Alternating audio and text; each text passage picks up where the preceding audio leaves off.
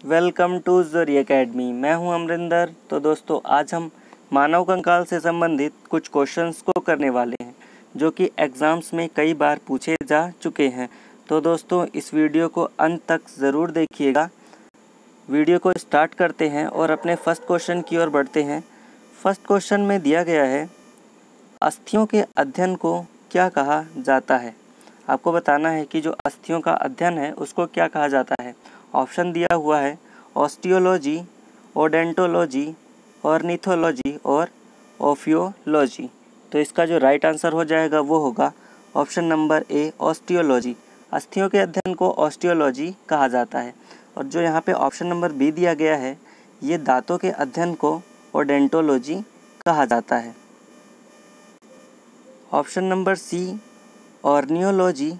जो ऑर्नियोलॉजी है, ये ऑर्नियोलॉजी पक्षियों के अध्ययन को कहा जाता है और ओफियोलॉजी स्नेक या सर्पों के अध्ययन को कहा जाता है।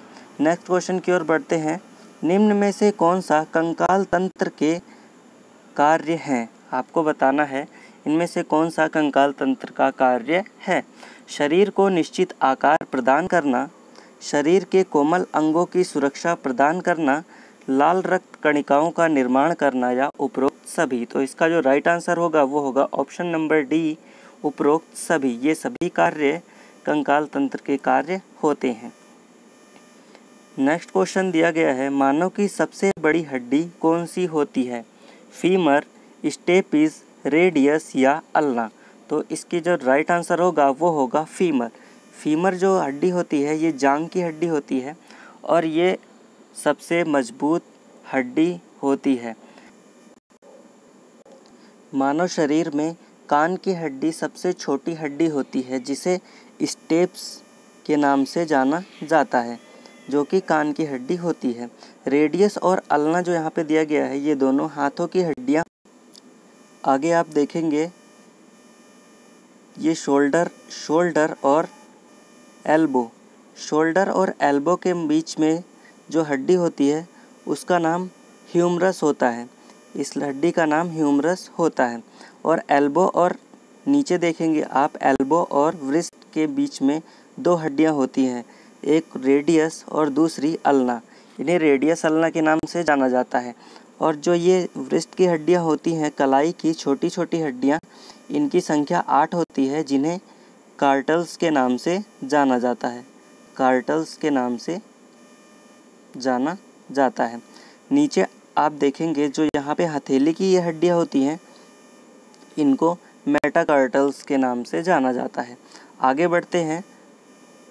ये कान की हड्डियाँ हैं जिन्हें सबसे छोटी हड्डी स्टेपिस, उसके बाद आप देख पा रहे होंगे कि यहाँ से यहाँ के बीच में एक हड्डी है जो कि जिसका नाम है इनकस, और उसके बाद जो सबसे बड़ी हड्डी है उसका नाम है मेलियस। आगे बढ़ते हैं। नेक्स्ट क्वेश्चन की ओर चलते हैं। नेक्स्ट क्वेश्चन 4 क्वेश्चन है। फोर्थ क्वेश्चन में दिया गया है, अस्थियों से अस्थियों के जोड़ को क्या कहते हैं। लिगामेंट, टेंडन, ए और बी दोनों, या इनमें से कोई नहीं। तो इसका जो राइट आंसर होगा वो होगा ऑप्शन नंबर ए, लिगामेंट, जिसे हिंदी में स्नायु के नाम से भी जाना जाता है। अस्थियों के अस्थि से जोड़ को लिगामेंट कहते हैं और अस्थि से पेशियों को, मांसपेशियों के जोड़ को टेंडन कहा जाता है, जो ऑप्शन नंबर बी में दिया गया है। नेक्स्ट क्वेश्चन की ओर बढ़ते हैं। मानव अस्थियों में कौन सा प्रोटीन पाया जाता है। प्रोथम्बिन, हीमोग्लोबिन, ओसिन या एंटीबॉडीज़। तो इसका जो राइट आंसर होगा वो होगा ओसिन। ओसिन नाम का प्रोटीन वो मानव अस्थियों में पाया जाता है। प्रोथम्बिन और हीमोग्लोबिन ये ब्लड में पाया जाता है और एंटीबॉडीज़ ये मानव के शरीर में रोग प्रतिरोधक क्षमता बढ़ाने के लिए काम करता है। नेक्स्ट की ओर बढ़ते हैं। 6th क्वेश्चन में दिया गया है, मानव अस्थियों में 62% भाग किन अकार्बनिक लवणों से बना होता है। ऑप्शन ए है कैल्शियम फास्फोरस, ऑप्शन बी है मैग्नीशियम फास्फोरस, ऑप्शन सी है ए और बी दोनों या इनमें से कोई नहीं। तो इसका जो राइट आंसर होगा वो होगा ऑप्शन नंबर सी, ए और बी दोनों। अकार्बनिक लवण कौन कौन से कैल्शियम फास्फोरस और मैग्नीशियम फास्फोरस से अस्थियां बनी हुई होती हैं। नेक्स्ट क्वेश्चन की ओर बढ़ते हैं। मानव शरीर में कुल कितनी अस्थियां होती हैं? 300, 200, 304 या 206। तो इसका जो राइट आंसर होगा वो होगा ऑप्शन नंबर डी, 206। शिशु में अस्थियों की संख्या 300 होती है और धीरे धीरे ये कम होती जाती है।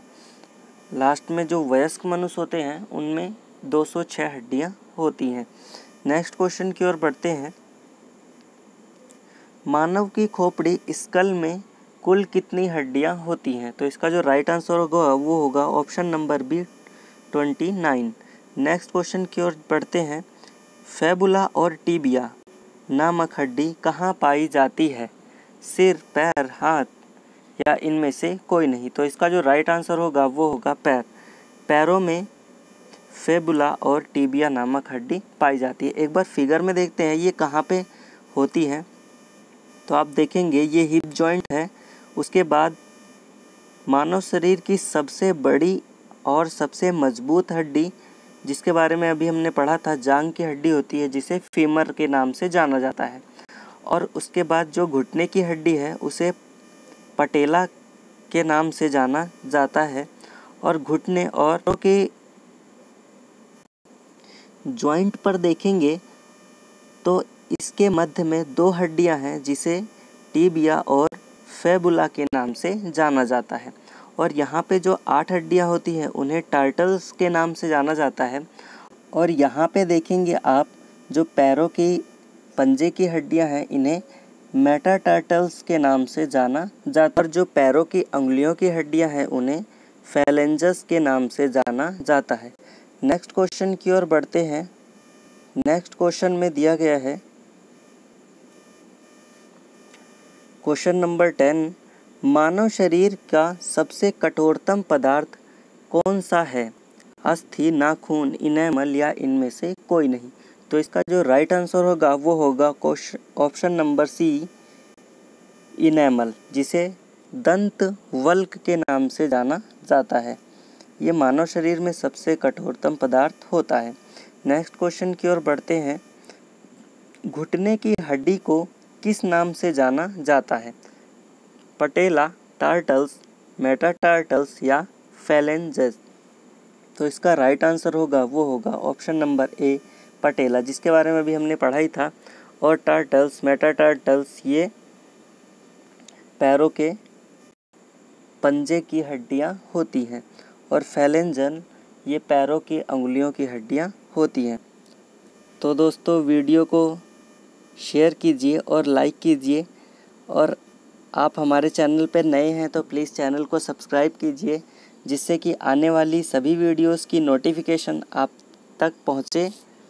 जय हिंद, जय भारत दोस्तों।